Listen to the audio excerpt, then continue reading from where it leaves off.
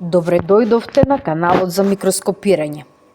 Објектот за наблюдување во ова видео е лист од бор. Листот од бор на напречен пресек има полукружна структура. Обложен е со епидермис со кутикула, каде што може да се забележи присуство на стоми. Под епидермисот се наоѓа хиподермис од склеренхимски клетки кои му даваат цврстина на листот, а особено склеренхимот е изразен на рабовите од листот. Листот е исполнет со паренхимски клетки со хлоропласти и кај што се присутни исто така и смолни шизогени жлезди.